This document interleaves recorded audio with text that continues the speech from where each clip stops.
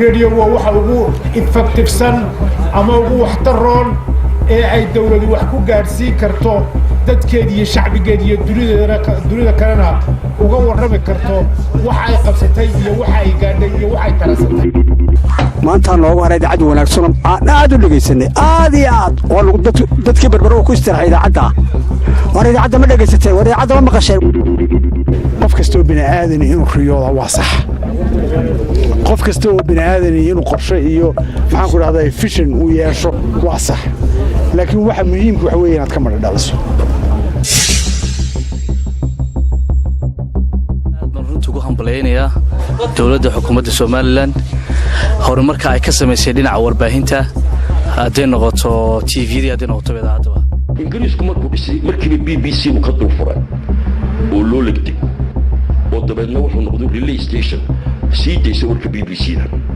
gobonimada markaynu qaadanayna waa inaga isku darsanay qolada Muqdisho dabeedna radio Muqdisho ayaa isna madaxa ka fuulay maantum buu helay wuxuu hiiliyay ka sida adeerka maanta saddexda wargeys ee dawan ka kooban tahay waxay ku soo baxaan saddexdooduba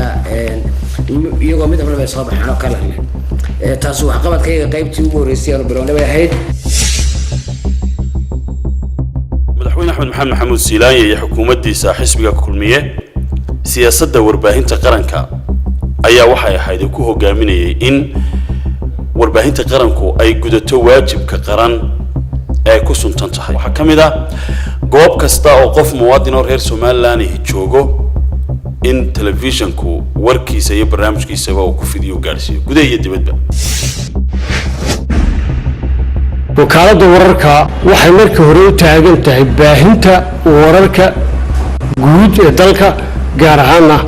wararka ka baxa warbaahinta dawladda 1941 laga soo bilaabo barnaamij taariikheed aanu ku soo ururnay aasaaskii iyo sooyaalkii wasaaradda warfaafinta jamhuuriyadda Soomaaliland ee tan iyo xilligii maxmiyadii Ingiriiska iyo maraaxilkii ka dambeeyay ilaa iyo maanta waxqabadka xukuumadda Axmed Maxamed Maxamuud Siilaanyo daawadayaal u diyaar garooba haddii alla yiraahdo maalinta Jimcaha habeenka Sabtidu ay soo galayso saacadu marka ay tahay 9:00 fiidnimo insha Allah